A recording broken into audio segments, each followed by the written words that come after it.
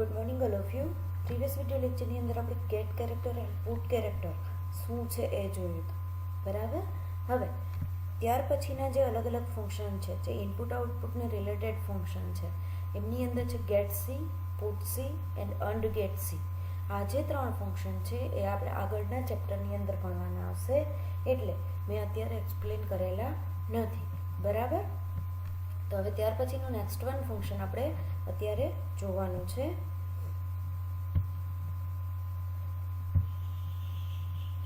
જેમની અંદર છે મિસ્કેલેનિયસ ફંક્શન. જેવી રીતે ટાઈમને એન્ડ ડેટને રિલેટેડ ફંક્શન હતા, પછી એ રીતે અલગ અલગ મેથેમેટિકલ ફંક્શન્સ હતા. સેમ એ રીતે નેક્સ્ટ વન છે મિસ્કેલેનિયસ ફંક્શન. મિસ્કેલેનિયસ ફંક્શન એટલે શું? તો miscellaneous function means other common functions used in C language. Other common function means કે બાકી બધા અલગ અલગ કોમન ફંક્શન હોય છે, તમે પ્રોગ્રામ બનાવો ત્યારે એમની અંદર યુઝ કરો છો. એવા ઘણા બધા અલગ અલગ ફંક્શન્સ હશે.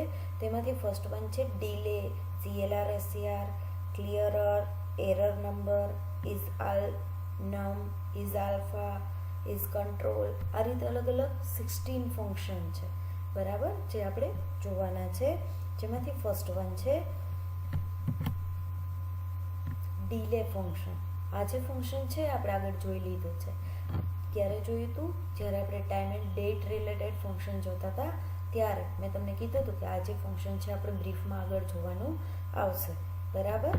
તો આ ડીલે ફંક્શન છે, શું વર્ક કરે છે આપણે આગળ જોઈ લીધું છે, તો પણ એમનો યુઝ જોઈ લઈએ. તો use of this function is to delay or hold process in milli second.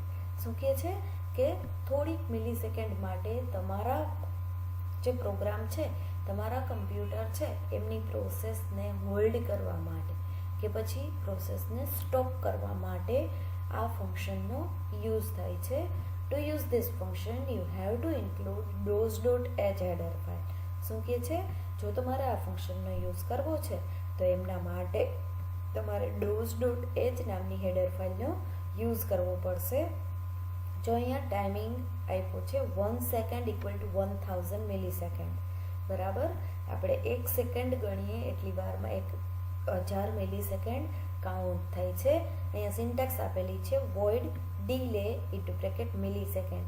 આ જે સિન્ટેક્સ છે એ આપણે આગળ યુઝ કરેલી છે જ્યારે આપણે ટાઈમ એન્ડ ડેટને રિલેટેડ એક્ઝામ્પલ જોતા હતા ત્યારે. આ સેમ એક્ઝામ્પલ છે જે આપણે ટાઈમ એન્ડ ડેટને રિલેટેડ જોયું હતું, જેમાં ક્લોક ફંક્શનનું એક્ઝામ્પલ હતું. એ સેમ ફંક્શન જો મેં અહીંયા યુઝ કરેલું છે, તમે જોઈ શકો છો. જેમાં ઇન્ક્લુડ stdio.h, conio.h, જેવી રીતે આગળ આપણે જોયું એ રીતે DOS.h એન્ડ ઇન્ક્લુડ time.h. આ બધી અલગ અલગ હેડર ફાઇલ્સ ઇન્ક્લુડ કરેલી છે. ત્યાર પછી void main clock_t, s and e, clock_t means clock tick, બરાબર.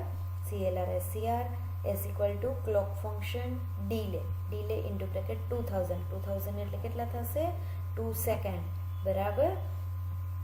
e equal to clock function and printf the time was %f s and e divide clock tick, બરાબર. આ જે પ્રોગ્રામ છે, આ સેમ પ્રોગ્રામ આપણે time and date related functions જોતા હતા ત્યારે પરફોર્મ કરેલો હતો. હવે આપણે આમને ટર્બોસીની અંદર રન કરીને જોઈએ.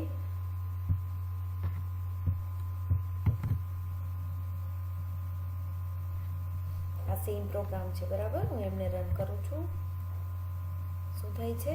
પહેલાં 2 સેકન્ડ માટે હોલ્ડ કરશે અને પછી પ્રિન્ટ કરશે, બરાબર. અહીંયા મેં 1000 લખ્યું છે એટલે 1 સેકન્ડ માટે હોલ્ડ કરશે. જો હું અહીંયા 2000 લખું છું તો શું થશે કે 2 સેકન્ડ માટે હોલ્ડ કરશે અને પછી મને આઉટપુટ ડિસ્પ્લે કરશે, બરાબર. તો આ રીતે તમે ડીલે ફંક્શનનો યુઝ કરી શકો છો.